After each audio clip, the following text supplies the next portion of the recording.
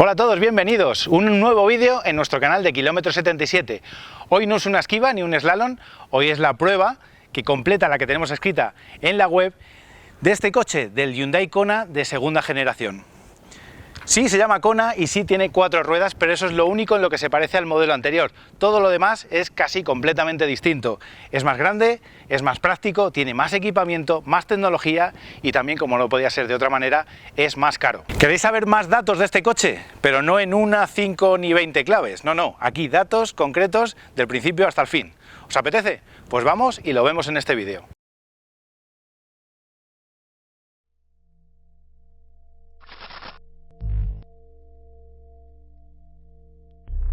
Ya lo veis, por fuera es completamente distinto. Sabéis que en Kilómetro 77 normalmente no hablamos del diseño porque es un tema muy personal, puede gustar o no. Pero este coche yo creo que merece la pena porque es muy llamativo, de eso no cabe duda. Y yo creo que es algo positivo porque lo hace distinto a todo lo demás y además no se puede poner ninguna pega porque de cara al mercado a Hyundai le ha funcionado perfectamente. No sabemos en este caso, pero sí en los modelos anteriores les ha funcionado muy bien. ¿Qué es el Hyundai Kona? ¿Cómo es? Bueno, pues como veis es un SUV. Y diréis, ¿otro SUV?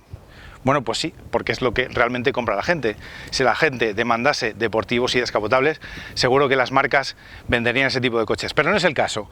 Así que nos centramos en este coche, un SUV, 4,35 metros de longitud, 4,38 en este caso, que lleva el acabado en el line con parachoques específicos.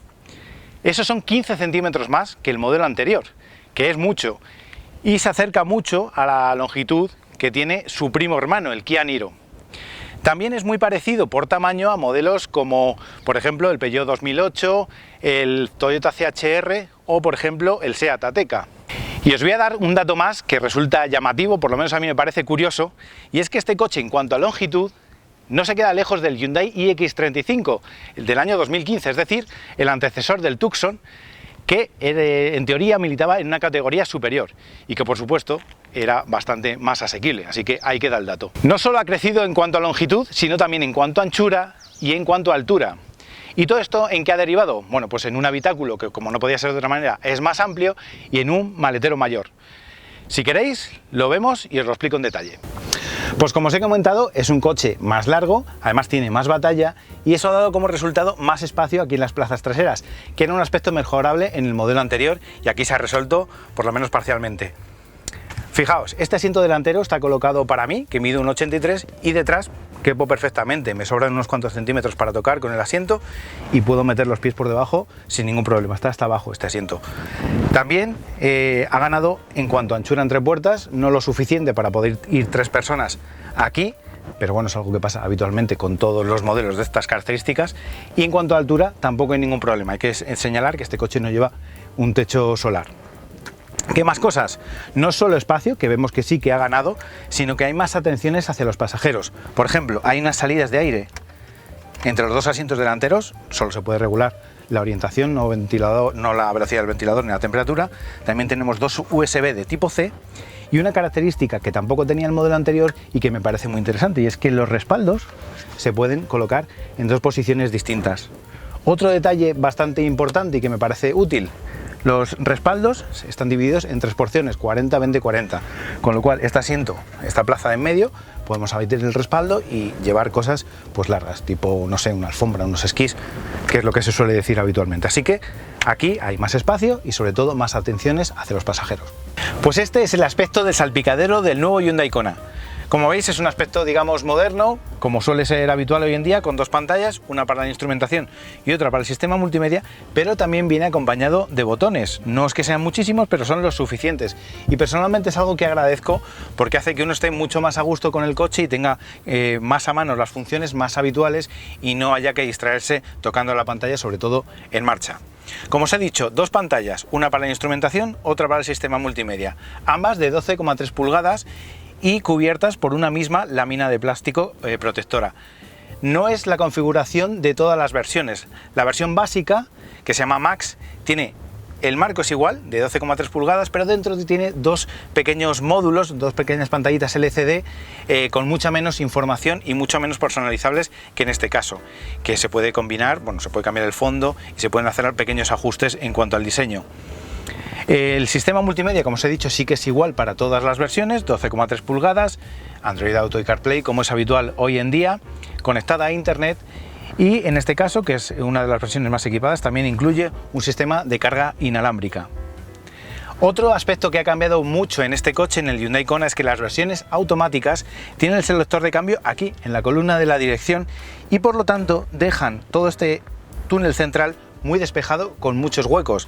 Las versiones con cambio manual, en cambio, por supuesto, pues llevan aquí el cambio convencional y tienen menos huecos, pero es, ya os digo, este mando selector para las versiones automáticas a mí me ha parecido muy cómodo, porque está cerquita de la mano, es accesible, no molesta y, ya os digo, despeja mucho la consola central. Por lo demás, botones los más habituales, están a mano, el climatizador de 2 zonas, también con sus mandos independientes y un aspecto, ya os digo, bastante moderno, pero con sus botones correspondientes. Por lo demás, en cuanto a acabados, llama la atención, a mí me llama la atención por lo menos que el Kona anterior, por lo menos algunas versiones, tienen una plancha superior con un plástico blandito, con un tacto así acolchado. En este caso no, es todo duro, pero no por ello tiene mal aspecto. La verdad es que está bastante bien tratado, todas las superficies están bien tratadas y, por lo menos en esta versión, lleva algunas superficies que están tapizadas y que le dan un aspecto bastante moderno. Esta versión en concreto es la N-Line y por lo tanto lleva ciertos detalles en rojo que le dan un aspecto, digamos, deportivo, por así decirlo. Las costuras del volante, aquí lleva la N, en las molduras en el salpicadero y los asientos. Y hablando de los asientos, he de decir que me han gustado mucho y me han gustado por varios motivos. El primero, la banqueta es más larga de lo que suele ser habitual en coches asiáticos, ya sean coreanos o japoneses, y eso quiere decir que las piernas apoyan mejor, el muslo apoya mejor, algo que yo personalmente agradezco. Por otro lado, el mullido es bastante duro, más de lo normal, pero es bastante cómodo. En viajes largos yo lo he sentido bastante cómodo, son confortables. Y por otro lado, el ajuste lateral, digamos el soporte lateral para las curvas, está bastante bien conseguido. Incluso el reposacabezas, aunque no tiene ajuste en sentido horizontal, queda bien, como veis, queda muy bien situado de la cabeza, que bastante cerquita. Como os he comentado antes, esta zona que hay entre los asientos, esta consola, está muy despejada en las versiones automáticas por el selector de cambio que ahora va aquí, y tiene un montón de huecos. Hay huecos, además hay posavasos, se puede configurar quitando algunas piezas, moviendo otras, pero he de decir que sí, está muy bien que tenga tanto hueco, pero ninguno de los huecos tiene el fondo de goma. De hecho, el único fondo de goma que hay en todo el habitáculo está aquí, justo aquí delante, debajo de las tomas USB, y es la toma de carga inalámbrica. Y no todo el hueco está forrado, solo es la zona, digamos, que toca la zona que es de carga. El resto es de plástico duro y de hecho es habitual dejar cosas y que vayan moviéndose de un lado a otro y haciendo ruido.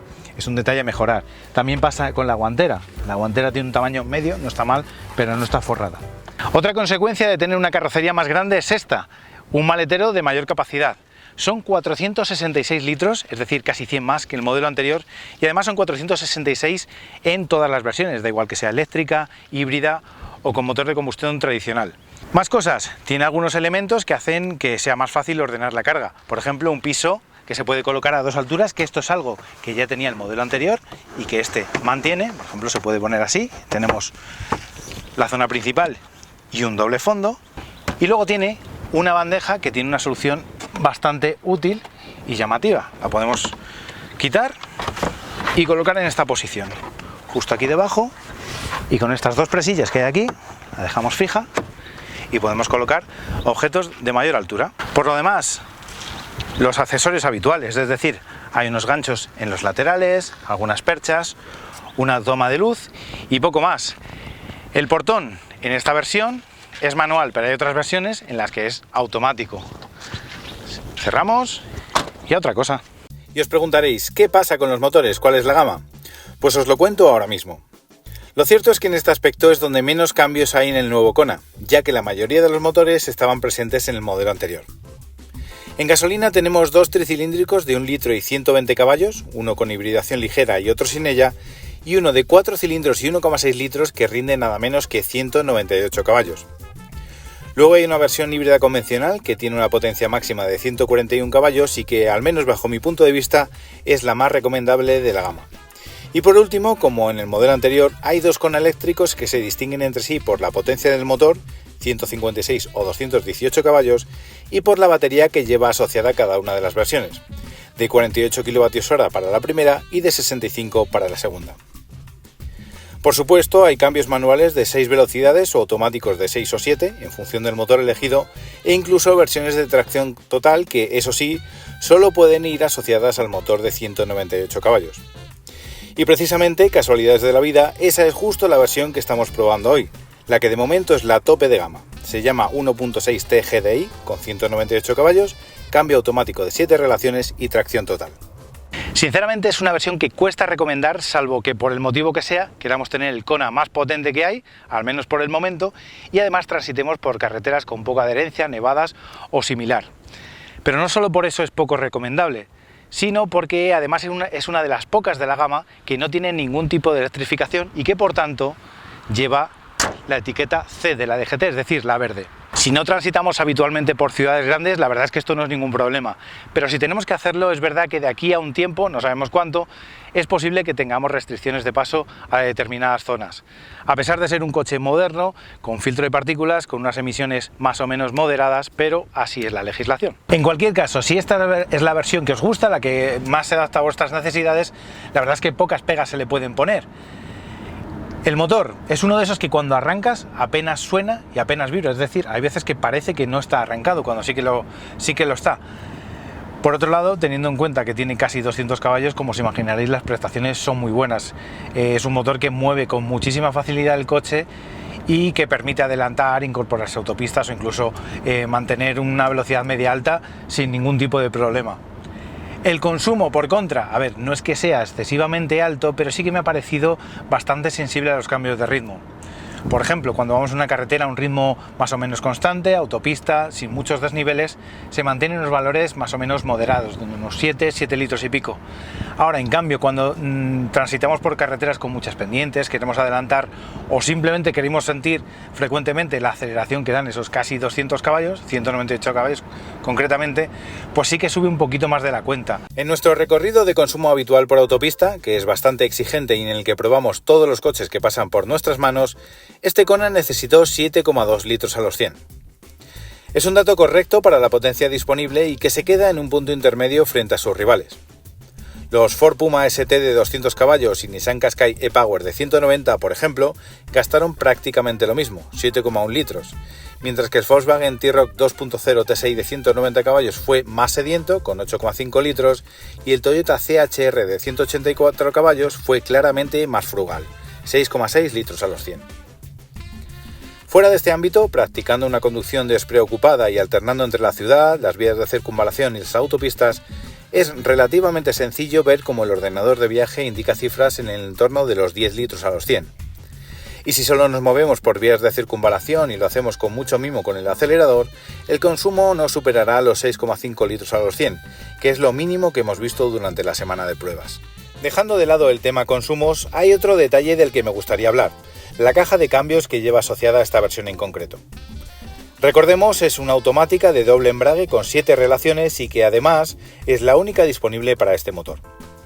Es correcta a la hora de cambiar de marchas, con una rapidez digamos normal, pero no siempre interpreta bien el tipo de conducción que estamos practicando y se dan situaciones incómodas, bien porque lleva seleccionada una o varias marchas de más o una o varias marchas de menos. Afortunadamente, eso sí, es posible cambiar de manera manual mediante unas levas que hay tras el volante y que tienen un buen tacto. Con todo, es una caja con mucho margen de mejora en su funcionamiento. Dinámicamente este Kona es un coche muy agradable. Es un coche muy equilibrado, es decir, salvo que busquemos algo muy concreto como un confort de marcha excepcional o unas reacciones muy precisas, pues seguro que acabará gustando a la mayoría de las personas, que yo creo que es lo que ha buscado Hyundai.